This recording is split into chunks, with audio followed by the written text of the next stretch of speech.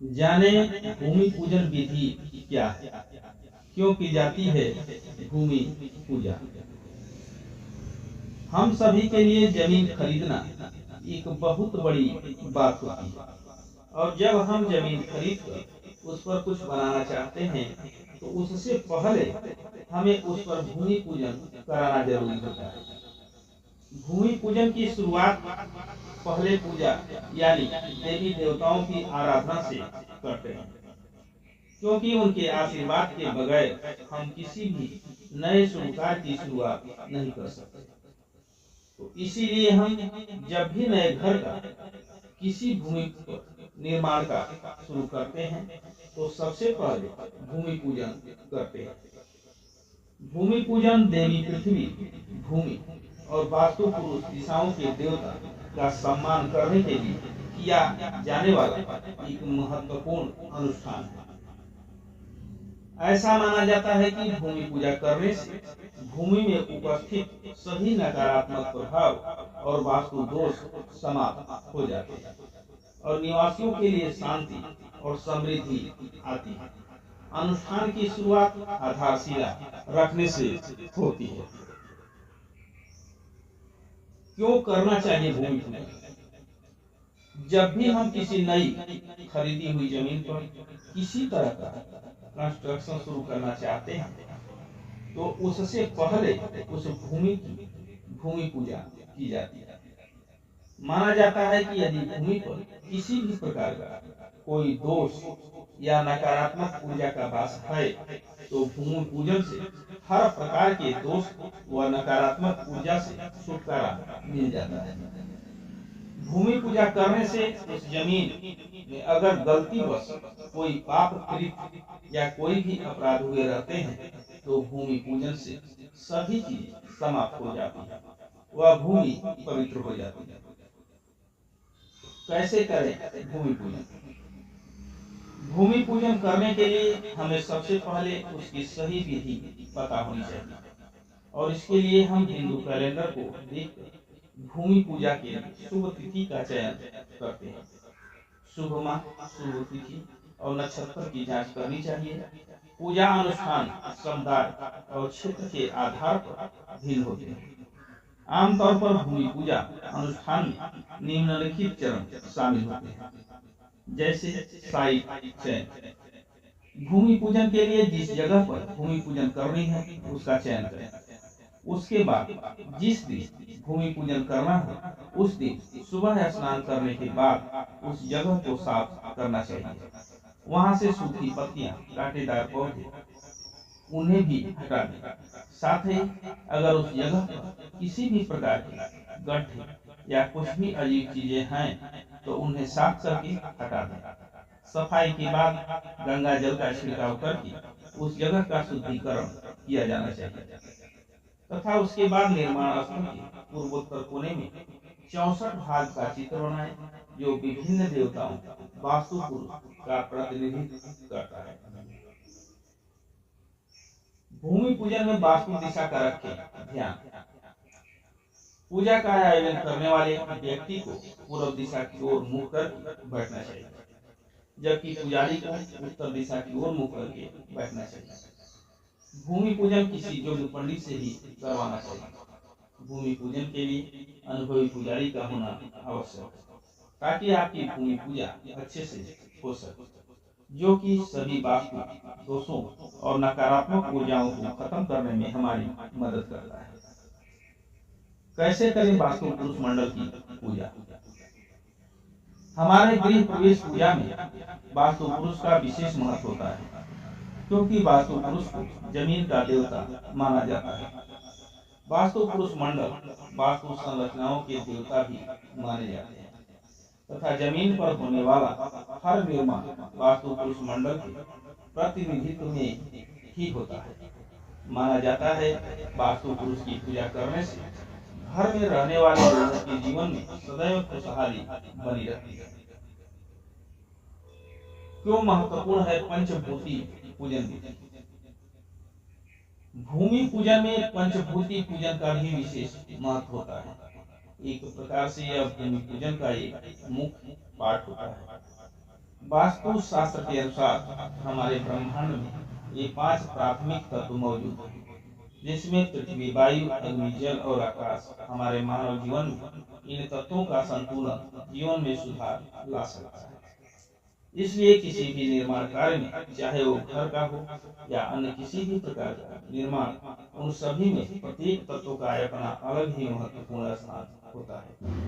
इसलिए भूमि पूजन के दौरान पंचभूति पूजन करवाना अति आवश्यक होता है। भूमि पूजा में सबसे पहले करें गणेश की पूजा। किसी भी पूजा या कार्य को शुरू करने से पहले भगवान गणेश की विधिवत रूप से पूजा की जाती है, क्योंकि उन्हें अच्छी शुरुआत और बाधाओं को दूर करने वाला तथा शुभ मंगल देवता माना जाता है। भगवान गणेश की पूजा करने से समृद्धि और सौभाग्य मिलता है और भगवान गणेश से यह प्रार्थना की जाती है कि घर के निर्माण में कोई बाधा न आए। भूमि पूजन में नाग तथा अन्य देवताओं की पूजा। पूजा क्षेत्र में तेल या घी का दीपक जलाएं। भूमि पूजन के अगले भाग में नाग देवता की चांदी की मूर्ति और कलश की पूजा शामिल है। नाग की पूजा करने का महत्व यह है कि देवता शेषनाग पृथ्वी पर शासन करते हैं और भगवान विष्णु के सेवक हैं। घर के निर्माण और सुरक्षा के लिए उनका आशीर्वाद और अनुमोदन मांगा जाता है। मंत्रों का जाप करके और दूध, दही और घी डालकर देवता का आह्वान किया जाता है। कलश पूजा।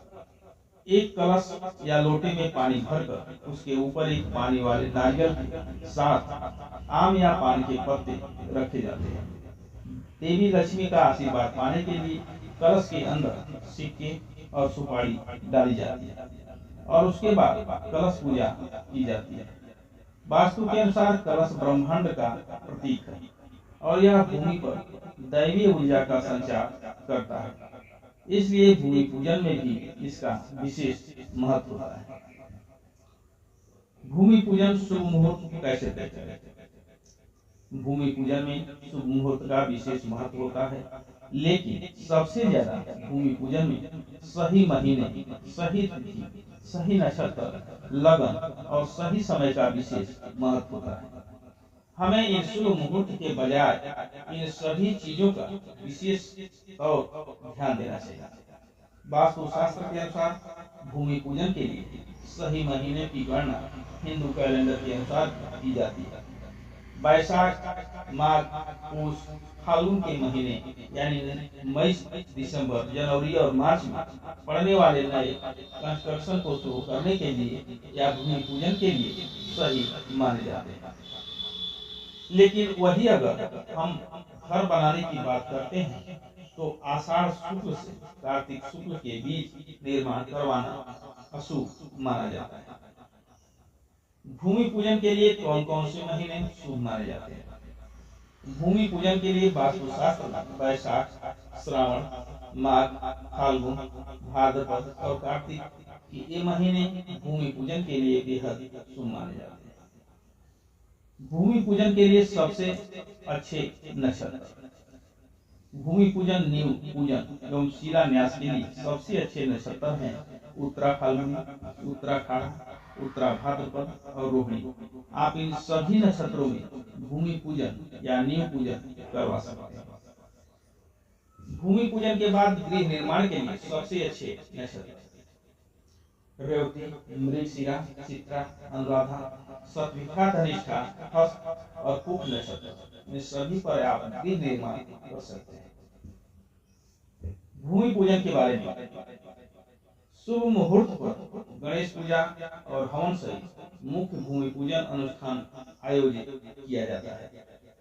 आमतौर पर पूजा में दिशाओं के देवता, दिक्पाल, नाग देवता, पंचभूत प्रकृति की 5 तत्व की पूजा शामिल होती है और कुल देवता, संकल्प, खटकर, प्राण प्रतिष्ठा और मांगलिक द्रव्य स्थापना जैसे अनुष्ठान किए जाते हैं। पूजा के दौरान फूल, अक्षत, चावल, सिंदूर, रोली, हल्दी, चंदन का लेप, धूप बत्ती, कलावा, पवित्र धागा, फल, पान के पत्ते, सुपारी, मिठाई आदि चीजें भूमि पूजन के समय पंडित के द्वारा मंत्र बोलते हुए चढ़वाए जाते हैं। उसके बाद भूमि पूजा के लिए एकत्र हुए लोगों के बीच मिठाइयाँ और फल वितरित किए जाते हैं। इसके बाद अन्य अनुष्ठान किए जाते हैं, जैसे बलिदान या विशेष प्रसाद, हल कर्षण या साइट समतल, और अंकुर रोपण या बीज बोना। शिलान्यास या आधारशिला रखना अगले चरण में किया जाता है। वास्तु के अनुसार शिलान्यास समारोह के दौरान उस स्थान पर 4 ईंटें रखी जाती है। भूमि पूजन विधि विस्तार में। भूमि पूजन के सबसे पहले सुबह स्नान करके उस जगह पर जाएं जहां पर आपको भूमि पूजन करवाना है। उस जगह पर पहुंचकर आप सबसे पहले वहां पर साफ सफाई करें। उसके बाद उस जगह पर गंगा जल से छिड़काव करें। उसके बाद सभी पूजन सामग्री को एक जगह रख लें। फिर सभी परिवारजन और आपके रिलेटिव सब एक जगह पर बैठ जाएं। फिर मुख्य यजमान अपनी जगह पर बैठकर पूजा की शुरुआत करें। भूमि पूजन करने के लिए किसी ब्राह्मण को बुलवाना चाहिए। पूजा करते समय ब्राह्मण को उत्तर की तरफ मुंह करके बैठना चाहिए। पूजा करवाने वाले व्यक्ति को पूरब की तरफ मुंह करके बैठना चाहिए। अगर व्यक्ति शादीशुदा है तो उसे अपनी पत्नी को अपनी बाईं तरफ बैठाना चाहिए। उसके बाद मंत्रोच्चारण द्वारा शरीर, आसन और स्थान की शुद्धि की जाती है। पूजन शुरू करने से पूर्व सभी परिवार ईश्वर का ध्यान करते हुए उनका नाम जप करें। इसके बाद सबसे पहले श्री गणेश जी की पूजा करते हैं। उसके बाद भूमि पूजन करने के लिए चांदी के नाग और कलश की पूजा की जाती है। उसके बाद कलश में दूध, दही, घी, जल, मिट्टी डालकर मंत्रों द्वारा शीशनाग का आह्वान करना चाहिए। उसके बाद कलश में सिक्का और सुपारी डालकर गणेश जी और माँ लक्ष्मी की कृपा प्राप्त करनी चाहिए। उसके बाद कलश पर श्री लिखकर फूल मालाओं से सजाना तथा कलश के ऊपर लाल कपड़े में लपेट नारियल रखें। उसके बाद कलश के बगल में धूप और दीप जलाकर रखें। कलश को ब्रह्मांड का प्रतीक और विष्णु भगवान का रूप मानकर पूजा करें, ताकि विष्णु भगवान का लक्ष्मी के साथ उसकी भूमि पर सदा विराजमान रहे। अब 5 ईंटों पर सिंदूर से श्री लिखें, फिर उसे बनाए हुए गड्ढे में रखें। अब उत्तर पूरब कोण यानी ईशान कोण में आसन बिछाएं। सबसे पहले दीपो नमः, धूपो नमः से धूप दीप करें और मंत्रोच्चार के साथ सभी कलश और उन पर रखी मूर्तियों का पूजन करें। अब वृषभ की प्रतिमा वाले कलश को गड्ढे में रखें, पत्थर पर रखें और उसके ऊपर फूल चढ़ाते हुए नियम मंत्र का जाप करें। आसनाय नमः, पद्मासनाय नमः, सतदल पद्मासनाय नमः।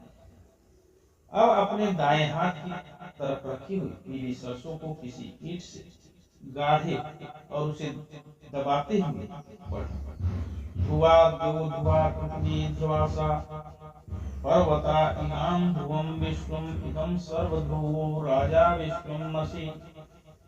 अग्नि पूरब दक्षिण कोण में कलश सहित घोड़े की प्रतिमा ने आए। अब ईंटों पर फूल बिछाकर जिस तरह ईशान कोण में पूजा की थी उस तरह पूजा करें। नैत्रिक कोण दक्षिण पश्चिम कोण पर मनुष्य वाली कलश रखकर पूजा करें। बाई पश्चिम उत्तर कोण में हाथी की मूर्ति वाले कलश रखकर पूजा करें। उसके बाद बीच वाले गड्ढे में, जो गड्ढा भूमि के बीच में खोदा गया है, उसमें नाग के जोड़े वाली की मूर्ति एवं कलश को रखें। उसके बाद सभी मिलाकर ओम श्रीमन नारायण नारायण नारायण, ओम हरे हरे राम राम राम हरे हरे की जाप करें। अंत में सभी आरती गाएं और प्रसाद का वितरण करें। नींव की खुदाई एवं नींव का निर्माण। भूमि पूजा के अगले चरण में नींव या जल स्रोत की खुदाई की जाती है। आप जब नींव की खुदाई या जल स्रोत की खुदाई शुरू करें तो सबसे पहले नाग मंत्र का जाप करते हुए निर्माण के लिए नींव की खुदाई ईशान कोण से ही शुरू करें। ईशान के पश्चात आग्नेय कोण की, आग्नेय के बाद वायव्य कोण, फिर नैऋत्य कोण की खुदाई करें। जब कोणों की खुदाई पूरी हो जाए फिर दिशा की खुदाई करें। पूरब, उत्तर, पश्चिम और दक्षिण में क्रम से खुदाई करें। नींव की खुदाई हो जाने के बाद निर्माण के लिए शुभ मुहूर्त जानने के लिए वास्तु और ज्योतिष विशेषज्ञ से परामर्श करने की सलाह दी जाती है। सबसे पहले दरवाजे के फ्रेम को ठीक करने से शुरुआत करनी चाहिए। उसके बाद अन्य निर्माण गतिविधियां शुरू करनी चाहिए। अंत में कोई गृह प्रवेश शुरू कर सकता है। निर्माण कार्य पूर्ण होने के बाद नए घर में प्रवेश करें। भूमि पूजन एवं निर्माण के बाद घर में गृह प्रवेश। भूमि पूजन कंप्लीट करने के बाद आप अपने घर के निर्माण कार्य को तेजी से पूरा करने में लग जाते हैं। घर निर्माण के लिए भी कुछ शुभ तिथियां और समय हैं, जिनके बारे में आप किसी अच्छे पंडित की सलाह ले सकते हैं।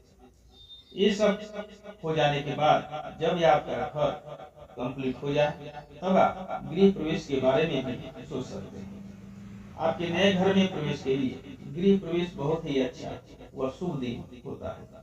गृह प्रवेश आपके नवनिर्मित घर के लिए एक ऐसा दिन होता है जब आप अपने घर में अपने बड़ों और ईश्वर के आशीर्वाद से प्रवेश करते हैं। इसलिए हमें गृह प्रवेश के लिए भी एक अच्छा दिन, तिथि व शुभ मुहूर्त किसी अच्छे पंडित से निकलवा कर ही गृह प्रवेश करना चाहिए। और साथ ही गृह प्रवेश के मौके पर अपने दोस्तों, रिलेटिव सभी को आमंत्रित करना चाहिए। भूमि पूजन में किन बातों का रखे विशेषता है।